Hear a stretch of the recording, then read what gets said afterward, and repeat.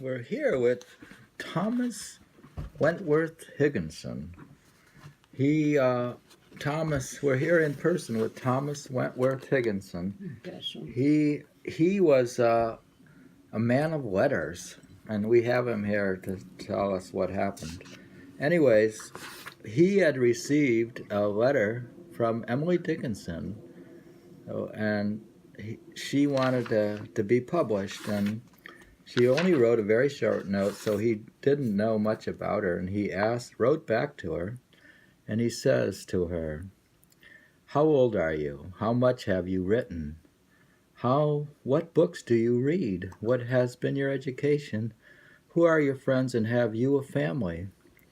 Because she didn't say, like when she applied to publish, she didn't say hardly anything. She sent a few poems. She sent some poems, but they were very mysterious poems, of course. But here, so this is sort of like a guide, like how you apply to publish, or how like you apply for a job, or here's how you answer questions on a job interview, according to Emily Dickinson. She writes, "Here's what Emily wrote to me and wrote back on the second letter. Mr. Higginson, your kindness claimed earlier gratitude, but I was ill and write today from my pillow. I am a pillow. From my pillow." And we have the pillow here. Thank you. Thank you for the surgery. The surgery is his analysis or critique of the poetry. It was not so painful as I supposed. I bring you others as you ask, though you might not differ. She attached 3 more poems, right? While my thought is undressed, I can make the distinction, but when I put them in the gown, they look light and numb. You ask how old I was. I made no verse, but 1 or 2 until this winter, sir. Which she was lying, because she had written lots of poetry. Here she's lying. So she lies about her age. I had a terror since September. I could tell to none, so I sing, as a boy does, by the burying ground. Because I am afraid. You inquire my books. For poets, I have Keats and Mr. and Mrs. Browning.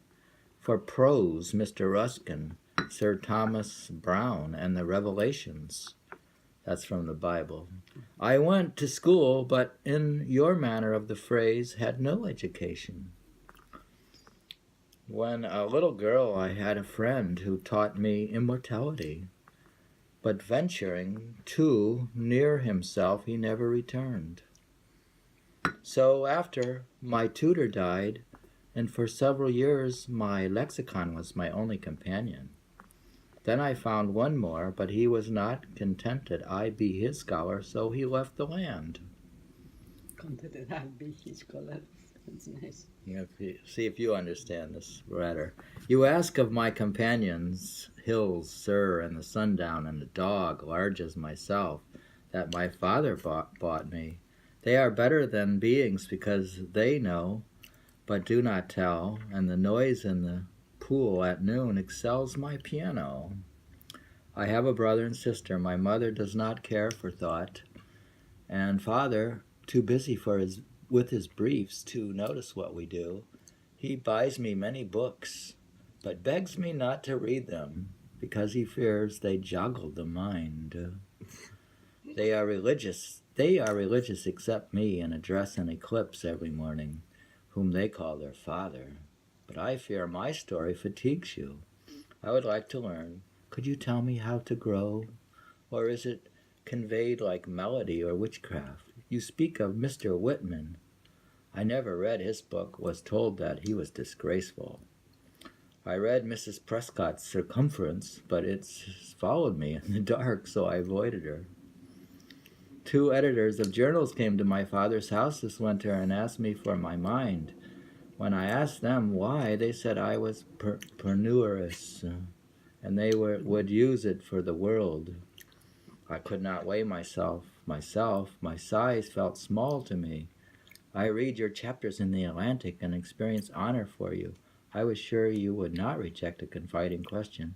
Is this, sir, what you asked me to tell you, Emily Dickinson? Quite interesting. So here she talks about some of the books she read. She talks about her lexicon. She talks Don't about... follow it by letter. She said her tutor was her first friend, Newton. And the guy who went out to left the land may have been Bulls. But anyways, that's quite a If you response. follow it, you'll really get the job. If you can, if you want to get published, actually not get published, because she didn't get published. If you want to not get published, you could respond like this to your publisher.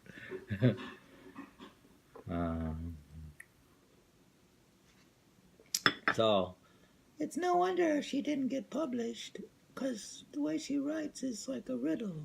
Okay, I didn't even eat any goodies. But we're going to continue, dear, from where we left off in the writings to writings. So